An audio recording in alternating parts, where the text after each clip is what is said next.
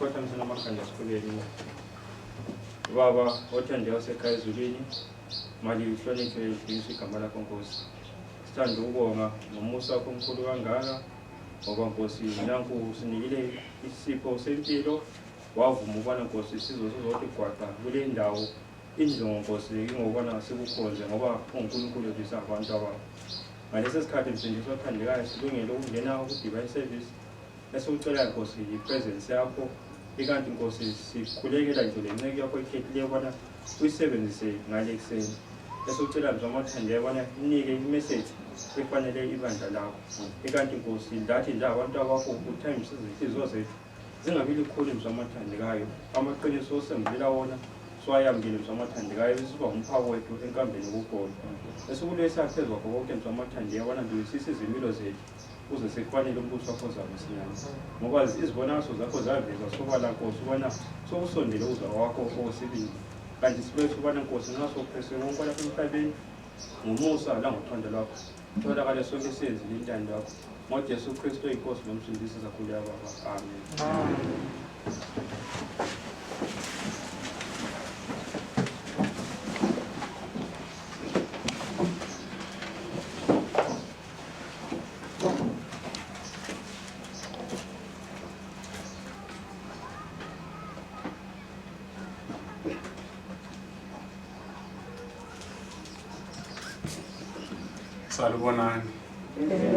Salubonani igama lenkosi. Thanda ukubonga uNkulunkulu osigcinileyo kuze kufike ilanga namhlanje singabaphilayo. Abanye sagcina nakudala. Kodwa siyambonga umlimi sibonga lo moya wokukhonza. Ukuthi ke lanxa singasayanga echurch saba ngu400 siyakwanisa ukuba ngu10 sikhonzeni uNkulunkulu. Angithi kunjalo. Akuhle kube izinto ezisilungiselelayo okunye okuphambili ngale. Okunye kumele kusincede ukuthi sibe ngamaKristu ayenelisa ukuzimela. Angithi kunjalo. Ngoba mzala uqhamukile. Abanye bethu khonapha sibili kuloko kwaqala into ze-lockdown labantu abakho lehlukana. Enxe kungaphinda kubuye okunye sehlukane futhi isikhathi eside. Kasikwenzeni ukuthi hayi kwehlukana lokho kungabi izinyembezi. Ukuhlangana kwethu kwelanga sihlanganise sisindisiwe. Sibe lengxoxende ukuthi sehlukaniswe imikhuhlane lezimo zomhlaba kodwa senelisile ukubambelela kuNkulunkulu. Siza khuluma nje kafitshane sikhangele abake balandeli lapha nxa sikhuluma hamba lo baba uSibanda nguye esisebenza sonke lathi sizaphuma futhi ku YouTube njengalokho kujayele kwenzakala kwezinye izintshumayelo. Besikhuluma ngokuhamba lwethu usukela eEgypt kuyiwa eCanaan. Sakhuluma ngethabanekeli lokuthi uMoses esenza into liyana kazange aziplanele yedwa. uNkulunkulu waqala wamtshengisa istructure lesiyana ukuthi sikhona ngaphi ezulwini. Wasesenza wakopa exactly njengakhona lokho. Namhla sikhuluma ke ngelokhuzeni ngo-high priest. Kwakulabantu kule tabernacle kulo high priest oyesebenza phakathi kwethempeli lona lelothi ngitsho njalo. Enguye omileyo phakathi kwabantu lo uNkulunkulu. Angithi yebo uMoses wayekhona ngale kungaba leyezi liyefika ethempelini agijima uMoses kodwa ke kulezinye izinto ezazisenzakala uelder ubani engona wawubuya indaba phose siyazonke wawubuya lemvu yakho lembuzi yakho lenkwilimba yakho lejuba lakho ubuye ke ukuze kwenzakale lokhuyana ukuthi kunikelwe kuchithwe igazi ngenxa yesono sakho kwakudingakala umpriest kwakungenziwa nguMoses. Umpriest owayekhethwa ngaleso sikhathi kwakungu-Aaron. Then uNkulunkulu wahla ukufithizela ukuthi ke imuli yawo Aaron ama-Levites khona ngale kube yibo abaphatha wona lo msebenzi. Ngicela sithi sikubambele la. uMoses akwakhayo wakubona ezulwini angithi wazokufaka ngaphi emhlabeni.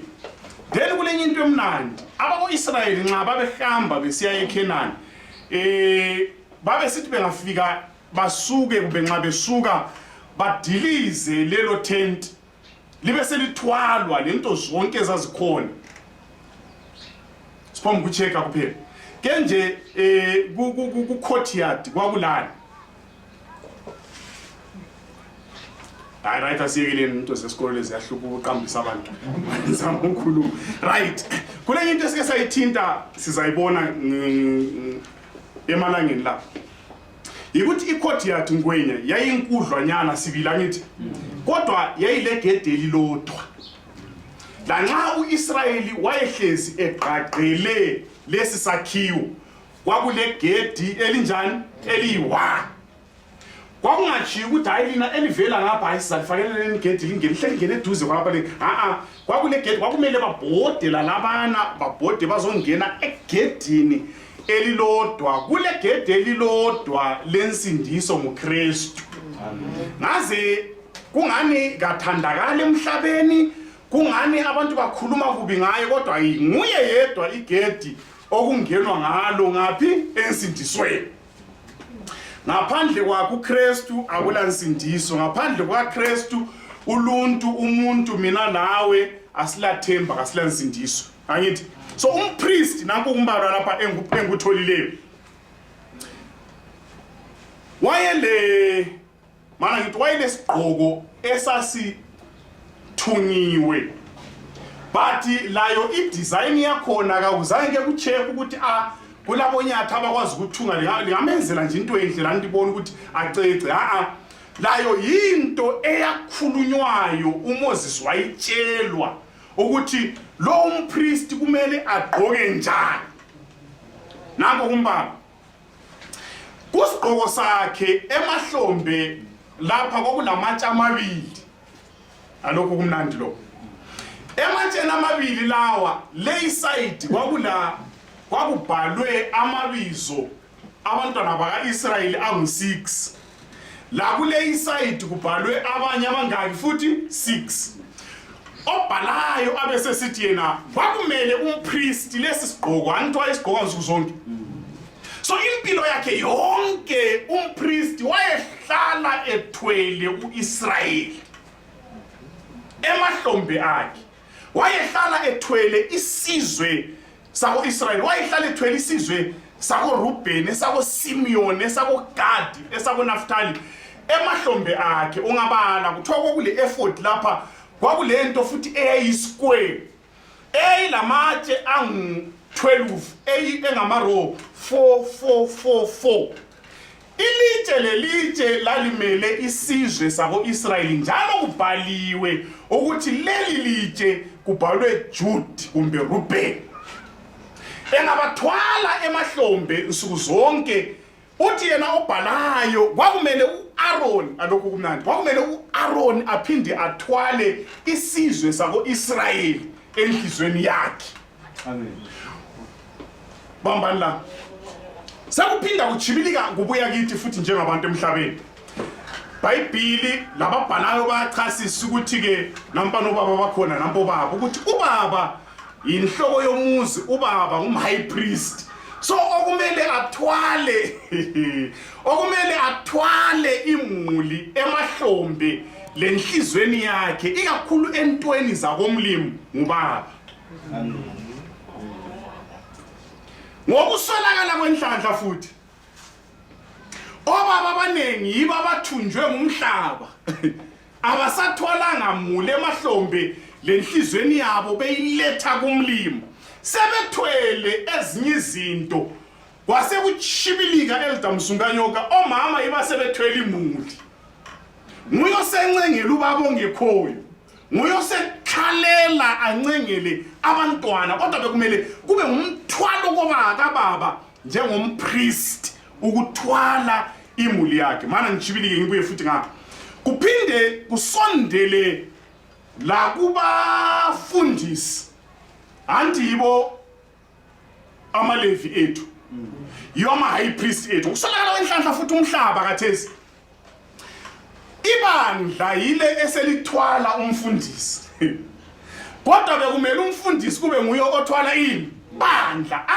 angalisindi ibandla, angalihlukumezi ibandla, kodwa ilunga ilelo lalelo lunga libe lendlela evulekileyo yokuya kumfundisi, likhulume lo mfundisi kube lula ngoba ngumhigh priest othwala ibandla elithwalela kuNkulunkulu.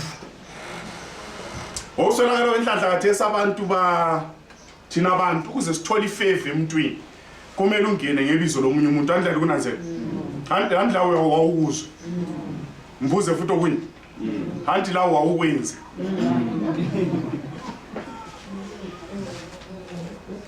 So uyathola ke even kwesinye isikhathi abantu kumele bancediswe ngu-Aaron walesi sikhathi, bangasancediseki ngoba kulabanye abantu ababhodileyo bazotshela u-Aaron ukuthi lo muntu kakho right. Phela vele ungacheka u-Aaron wayengamelanga abantu aba-right, wayemele isizwe esihlamukayo. So umhlaba into enye eshotayo ngabo high priest, ngama-Levites akwanisa ukuthwala umhlaba awuncengele kuJehova, igama lenkosi lidunyiswe. Okushotayo emhlabeni ngabantu abalobudlelwano noNkulunkulu basebedonisela umhlaba kuNkulunkulu. Right asambeni uGenesis 49 ngeke ngabana ngakholisa kathi umlimi ulungile. Ngelilanga uJoseph uJacob esemdala uyababiza abantu bakhe, lokhu kumnandi lokho. Uyababiza abantu bakhe abahlalise phambi kwakhe lapha, abesebabusisa, abesekukhuluma ngama characters abo, abesekukhuluma ngalokho abayikho khona nalokho abazakuba yikho khona.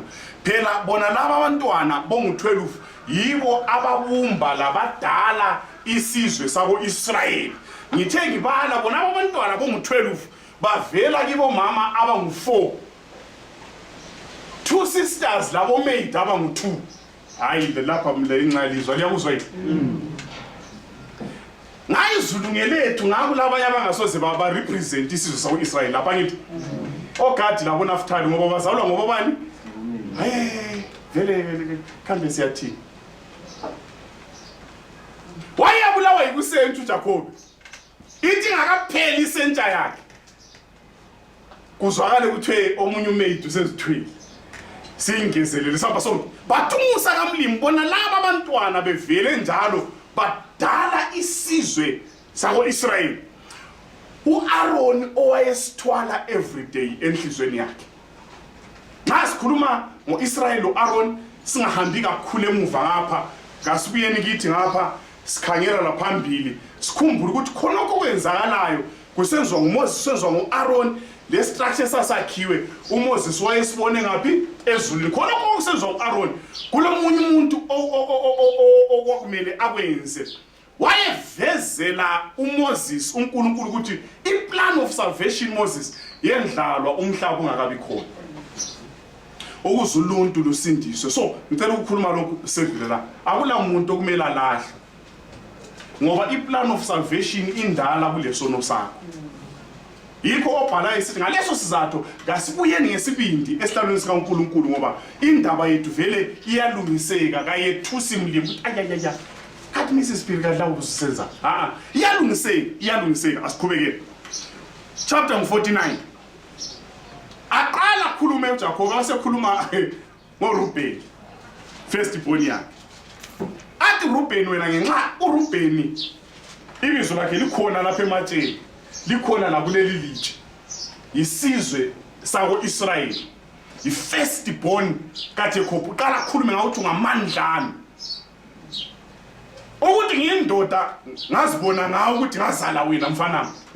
But uhlupho ukuthi wena wagada embhedeni wami. Manje athi uRubeni walala lonini omncane, but enjalo ibizo lakhe umpriest ongcwele kakhiphi litshe likaRubeni alilahle, athi ngoba kulezolo engcolileyo. Umlimi umsebenzi wakhe ufuna abantu abalezolo engcolileyo azozilungisela bona malidumisa igama lenkosi. Amen. Ngalikhiphi elikaRubeni kule evidence ebambekayo ukuthi wabona uyise semdala mhlawumbe wasenqwethela unina omncane, unina omncane. But ibizo lakhe lelitshe lakhe likhona ku bracelet ethwala ngumpriesti every day, umlimi asenzele kuhle. Xa eqhubeka uyaqamba uSimeon loLevi, abe sesithi laba abafana bagangile babe violent, yibo ngachecka kuhle lobhalayo, yibo ababe ngo ring leader.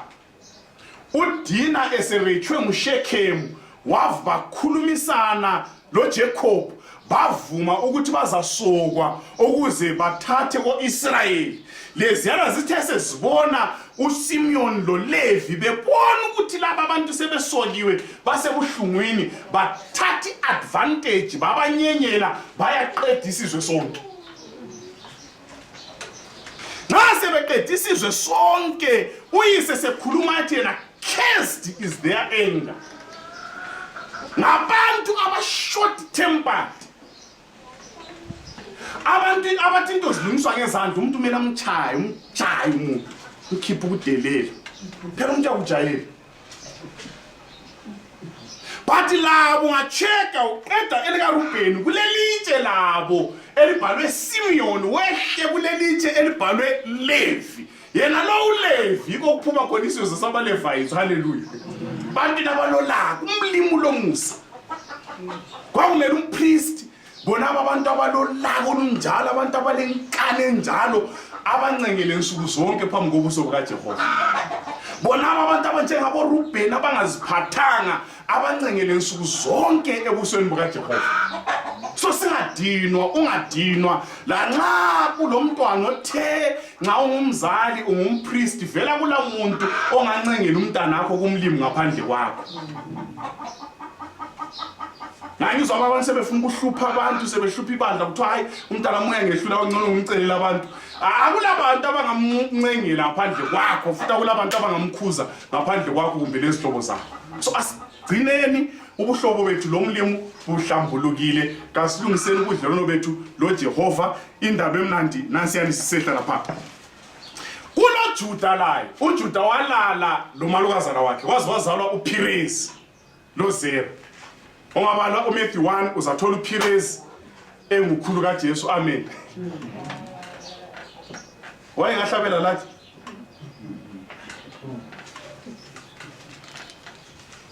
la ilitshe lakhe lalikhona kwakuJesu layo ingwenyama yohlangana kobani nakoJuda. So asibambeni izinto lezi, sizwisiseni ukuthi umlimi lothando lumangalisayo njani. Singakhangeli uNkulunkulu. Ngangizwa abantu kwesinye isikhathi bekhangela uNkulunkulu ngale ku-Old Testament angani kafanani lo uNkulunkulu ngapha ku-New Testament. uNkulunkulu uyafanana, ulothando lumangalisayo, ulomuso omangalisayo ebantwini, uyazwisisa, uyakwazi ukuthi singabantu. Kule verse esike sayithinta kwelinye ilanga ithi yona come let us reason together. uNkulunkulu wezolo elokhu ekhuluma ngale ku-Old Testament uthi yena ngiyabona manje le nkaratha yeproblem lilezi igwenxa angilwilani uyanihlalela phana lami ngihlale ngapha, sixoxisane, reason together. La ukhuluma istory sakho ngisilalele, umlimi lesikhathi sokulalela isona isikhuluma. Xa ufuna ukumtshela izigigaba umtshele uthi yena akumeleleyo ngabantu babuye kuye arizine la. uNkulunkulu wezolo uyafana noNkulunkulu namhlanje. Kanti ntshanga uthando lwakho luphakeme. Indaba yeTabernacle, indaba kaMpriest, indaba yosindiso lomuntu, indaba yosindiso lwami. Nxa ulesono esikuhluphayo woza kuvele kulompriest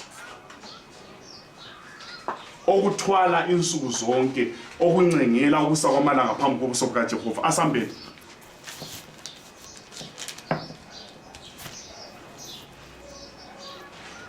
Lengcela libali le sedlulela. uRomans 4 iverse 14 kusiya ku16. uHebrews so. Then uHebrews chapter 9 verse 1 kusiya ku12 lo verse 22 sibesesivala. Hebrews 4 verse 14 kusiya ku16.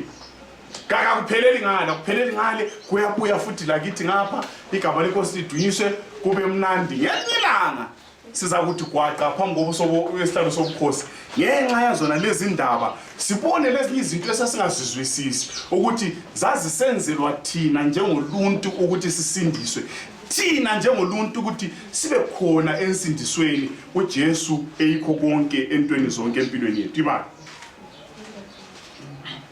ngakho ngalokho silompristi omkhulu kakhulu odlulele emazulwini uJesu indodana kaNkulunkulu asibambelele kuso isivumo sethu ngoba kasilaye umpristi omkhulu ongela kuzwelana lobuthakathaka bethu kodwa owalingwa kukho konke njengathi engalasono ngakho kasisondele ngesibindi esihlalweni sobukhosi somusa ukuze semukele isihawu sithole umusa wosizo ngesikhathi esifaneleyo ibandla lethini sesidlule kuAaron khathe sesikhuluma ngomhigh priest wethu onguJesu Aaron sowafa malidumisa igama lenkosi manje ngikhipha imhlolo la uJesu indaba yakhe kayiphela ngeCalvary kaphela ngevuka wavukela ukuyangena omunye umsebenzi omkhulu izolo ngale umhigh priest besithi engasuka ku-outer court ngapha esengena ku-holy place kwakumele nxa nge-day of atonement abulale inkunzi eyibulalela ukuthi ahlanze zakhe izolo angene sethwele igazi lokuyavuma ezakhe izolo but lapha kuHebrews kuthiwa kulomunye labana sebefile owasuka wayangena outer court ngapha ku planet Earth esesiyangena phezulu ngale wahambe sethwele igazi lakhe engavumi izono zakhe esesiyavumela thina so masilezi siphile emhlabeni kulabo corona kulabani ilanga lichisa kulabo drought amanzi engekho every day uJesu uyahamba epresent indaba yakho ethwele igazi lakhe xa seyibhala uPaul lapho utheni kunjalo nje kasilaye umpriest wethu bambani la yena lo engikhuluma ngayo uJesu owayemele uAaron ngumpriest osizwisisa ukudlula abanye abantu ngoba kuthiwa uyazwelana uya-understanda uyazwisisa ubuntu uyamazi umuntu ukuthi ucaphuka njani umuntu lamaphutha njani uyazwisisa ubuthakathaka bethu ngaleso sizathu nxa ezwisisa kasibuyeni kuye ngoba yena walingwa ngendlela zonke kodwa wanqoba akulasona esitshe esibuya emhlabeni halesi uJesu la esasingamreacha lesi zonke zakuvayindelayo uJesu zafika kuye wazinqoba zonke so lathi kasihambeni kuye asinika amandla okunqoba icebo nxa likhala sibe khona ekhaya izulu mbona kulabo mama abaningi lapha lokhu bayakwazi okwenziwa nguJesu ukuncengile kulomnye umzala uma isithi mzala nxa lo mntwana oyinkazana engazithwala qala uthi awunina ngoba bayakwazi bonke ngiyakwazi ukuthi bayakwazi vele mama yikho behlekile bayakwazi bayabekwazi but umama uyakhuluma lo mntwana bengu2 into oyenzileyo uyamazi uyihlole la ngaye uba kwakhona engelalaka enxekali kuzo akukhulunywa kuba bololaka kuphela khonkhani ukuthi ngubaba umhigh priest ngubaba lapha ekhaya umama uyakhuluma esisho uyihlo nyamtshela ngimthi ukubalekisa uyefihlwa ngale abuye umama esepheke kuhle akline ngendlela azakakline ngayo azahlale phansi atsheke alethe indaba axolisa ahlakhale ekuncengeni khona boy mana singakuthi ubekwazi ubengekho kusenzakala lokho kwenza ubengekho kusonakala but ake sekuncengela mbambani la nxa encenga umama kathi ukuthi awonani uyavuma ukuthi wonile kodwa uthi kubaba phela ngumntanethu yena lo la nxa lesisu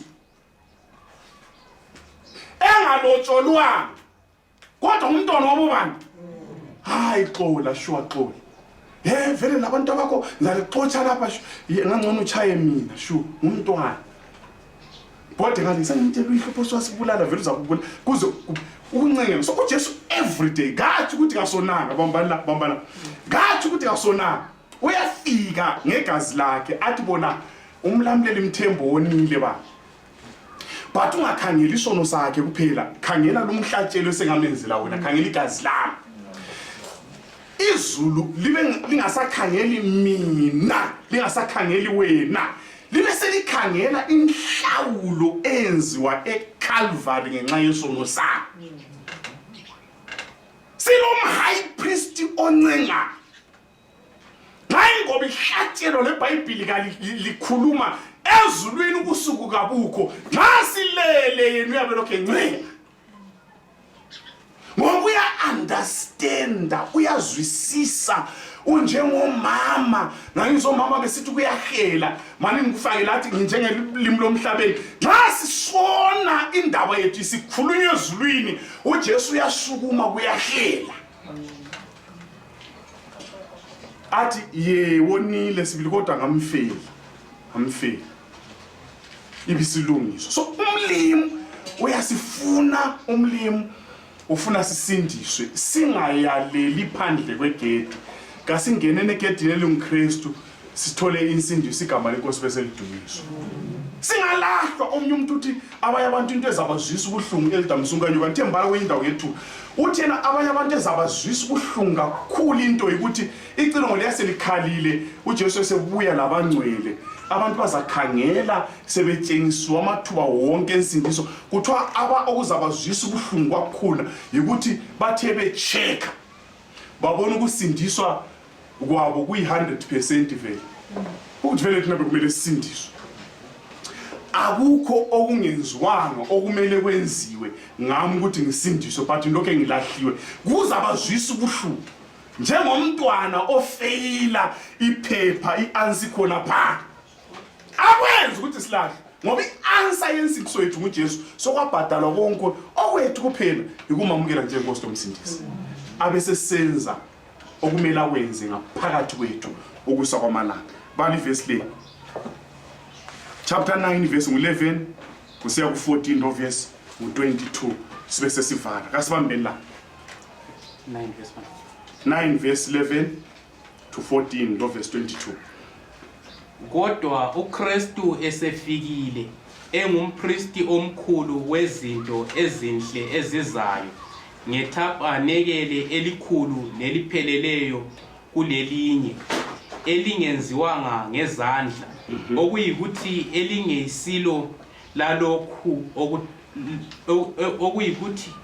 elingeyisilo lalokhu kudalwa futhi kungeyisikho ngegazi lezimbuzi lelamathole kodwa ngelakhe igazi wangena kanye endaweni engcwele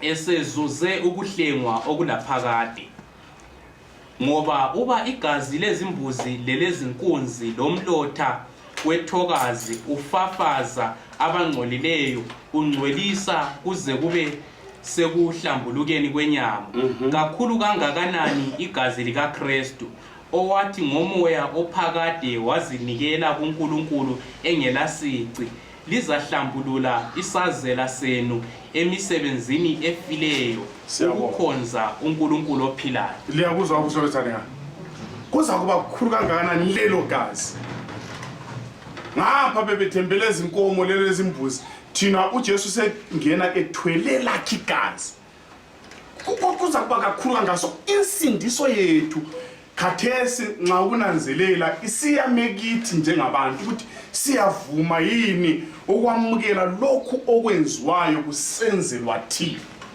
uAaron wathwala uIsrayeli uJesu uthwele umhlaba wonke obhalayo uthi yena uAaron wayethwele amabizo angu12 ezizwe uJesu lokhu kumnandi lokho gathwalanga amabizo ezizwe uJesu gathwala ukuthi mandebela uthwele umuntu ngamunye enhlizweni yakhe umlamleli mthembu ungimela ngingedwa usithwele uyasibubulela uyasincengela nxa kuthiwa uJesu uyasincengela manje ngilungise lapho kuncane sivale Xa kuthiwa uJesu uyasincengela kubaba, kayisikuthi ubaba uyaraha uyachiya.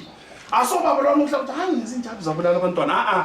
Vele phela bamunye ekusindisweni umuntu. Bible lithi lona God was in Christ reconciling this world to himself. Find umoya ingcwele ukhona, uNkulunkulu Baba ukhona, uJesu ukhona.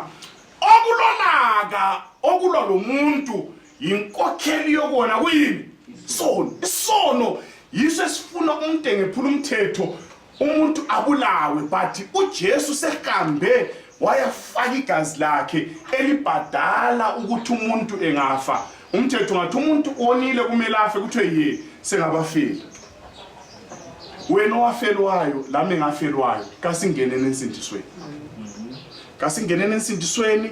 Insindiso ilula, insindiso okwethu kusurrender kuKristu. Okwethu yikuzinikela, okwethu yikumnika impilo. Nsuku zonke sisurrender kuKristu, nsuku zonke sizinikele kuKristu. Sitshela abantwana, sitshela umhlaba, sitshela abantu ukuthi siphile emhlabeni kule good news. Kulo high priest ozwisisayo njalo sincengele ukusakwamala. Sincengele ukusakwamala. Umlimi asenzele kuhle, umlimi asiphathise. Kasihlaleni sisesayidini right. Asiqhubekeni simkhonza uNkulunkulu. Singalahli ithemba la nxa usibona okungakanani. uJohn ukhuluma elinye ibala uthi la nxa usibonile ungakhali kulo advocate. Advocate. Abakwaziyo bathi naDumsana. U-advocate kameli macala amancane, umela amacala ukuthi umuntu uyabe segwetshwele ukufa. Isono sigwebela umuntu ukuthi afe. U-advocate onguJesu abezokuma lapha azomela umuntu. Indaba emnandi nansi la, uJesu ubuya ezosimela. Engu-advocate wethu esevele wasifela waphinda wavuka. Owasifelayo wavuka nguyosincengelayo. Mina lawe kumele sisindise, uNkulunkulu asibusise.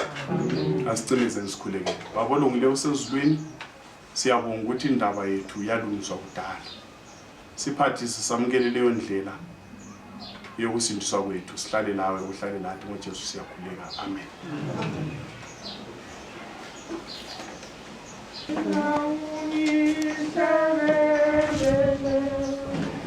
Mas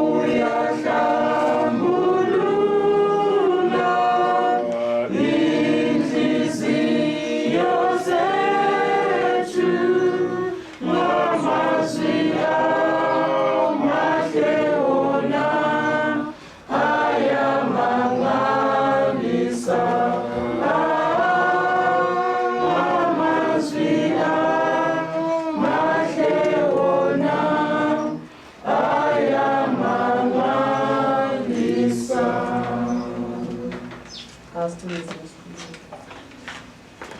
baba wethu osezulwini lalapha emhlabeni mahlonishwe lidunyiswe lakho Baba. Swakho mawuze Jehova into yakho isenze emhlabeni ngokusenza ekhaya ezulwini. Sendisothandekayo ngalesikhathi sekuseni siyabonga Thixo ukulondolozwa ukugcina kufikele ekuseni kuze kufike lesi sikhathi lokho sisizwa ilizwi lakho phakathi kwethu.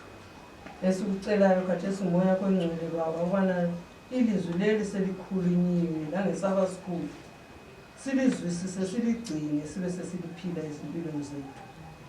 Sitshela abanye ngawe Thixo zana masinya singaligcini kuphela kodwa sihambe silifakaza ezizweni zonke andubana kulezo sikhathi sekhaya ezweni.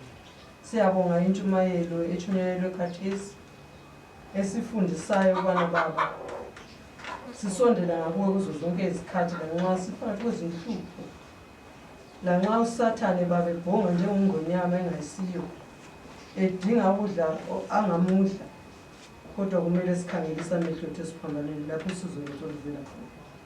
Siyabonga Baba siqinise ngaphandle kwakho Baba sehlulela sidinga manje ezulu ukubana ukuze senze lokhu ofisa sikwenze ezimpilweni zethu Baba sidinga wena ukusiqinisa.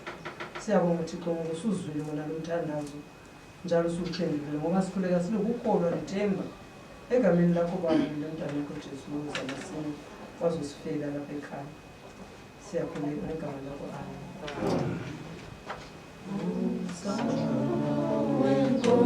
amen.